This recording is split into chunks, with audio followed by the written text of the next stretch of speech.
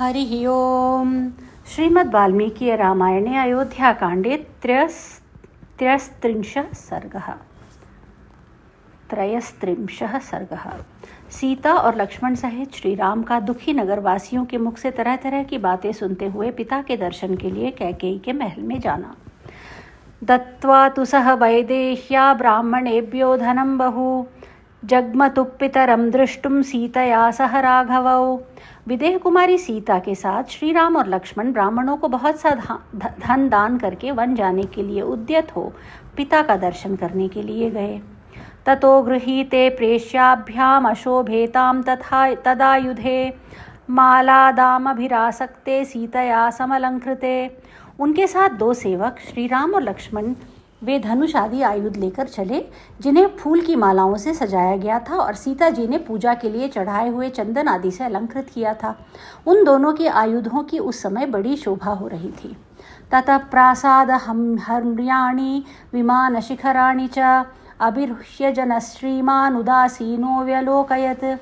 उस अवसर पर धनी लोग प्रासादों, तिमंजले महलों, हर्म्य ग्रहों, राजभवनों तथा विमानों, 7 मंजिले व महलों की ऊपरी छतों पर चढ़कर उदासीन भाव से उन तीनों की ओर देखने लगे।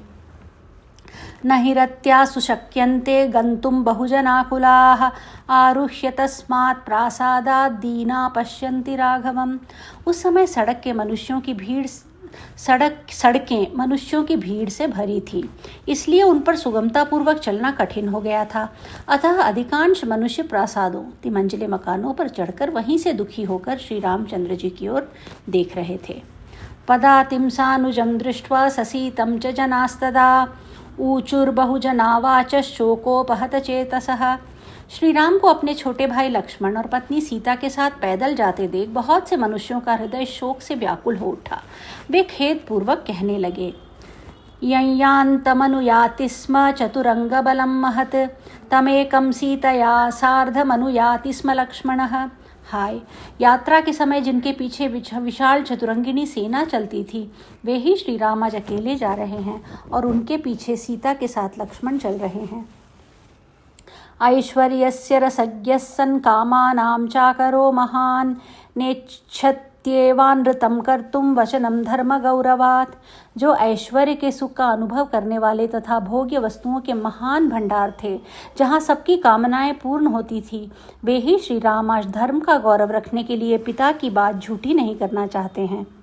या न शक्या पुरा द्रष्टुं भूतैराकाशगैरपि तामद्य सीतां पश्यन्ति राजमार्गगता जनाः। ओह, पहले जिसे आकाश में विचरने वाले प्राणी भी नहीं देख पाते थे, उसी सीता को इस समय सड़कों पर खड़े हुए लोग देख रहे हैं।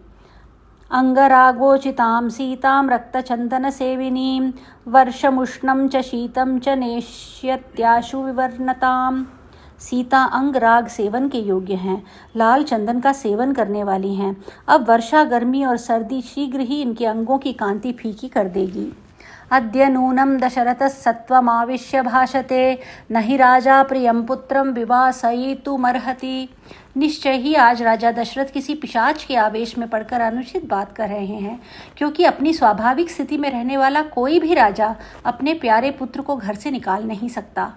निर्गुणस्यापि पुत्रस्य कथं स्याद्विनिवासनं किं पुनर्यस्य लोकोऽयं जितो वृत्तेन केवलम्। पुत्र यदि गुणहीन हो तो भी उसे घर से निकाल देने का साहस कैसे हो सकता है? फिर जिसके केवल चरित्र से ही यह सारा संसार वशीभूत हो जाता है, उसको वनवास देने की तो बात ही कैसे की जा सकती है? आनृशंस्य मनुक्रोशक श्रुतुं शीलं दमशमः राघवं शोभयन्त्येते षड्गुणा पुरुषर्षभम्। क्रूरता का भाव, दया, विद्या, शील, दम, इंद्रिय संयम और शम, मनोनिग्रह, ये 6 गुण नर श्रेष्ठ श्री राम को सदा ही सुशोभित करते हैं। तस्मात् तस्योपघातेन प्रजा परम पीड़िताः औदकानीव सत्वानि ग्रीष्मे सलिल संक्षयात्। अतः इनके ऊपर आघात करके इनके राज्याभिषेक में विघ्न डालने से प्रजा को उसी तरह महान क्लेश पहुंचा है जैसे गर्मी में जलाशय का पानी सूख जाने से उसके भीतर रहने वाले जीव तड़पने लगते हैं। पीडया पीडितं सर्वं जगदस्य जगत्पतेः मूलस्येवोपघातेन वृक्षपुष्पफलोपगः। इन जगदीश्वर श्री राम की व्यथा से संपूर्ण जगत व्यथित हो उठा है। जैसे जड़ काट देने से पुष्प और फल सहित सारा वृक्ष सूख जाता है। मूलम शेष मनुष्याणां धर्मसारो महाद्युतिः पुष्पम फलम च पत्रम च शाखाश्चास्येतरे जनाः। ये महान तेजस्वी श्री राम संपूर्ण मनुष्यों के मूल हैं। धर्म ही इनका बल है।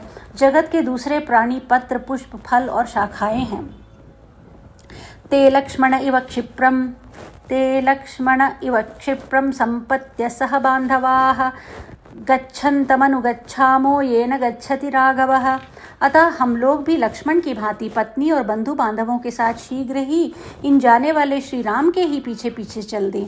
जिस मार्ग से श्री रघुनाथ जी जा रहे हैं उसी का हम भी अनुसरण करें। उद्यानानि परित्यज्य क्षेत्राणि च गृहाणि च एक दुःख सुखारामम् अनुगच्छाम धार्मिकम्। बाग बगीचे, घर द्वार और खेती बाड़ी सब छोड़कर धर्मात्मा श्री राम का अनुगमन करें। इनके सुख दुख के साथी बने।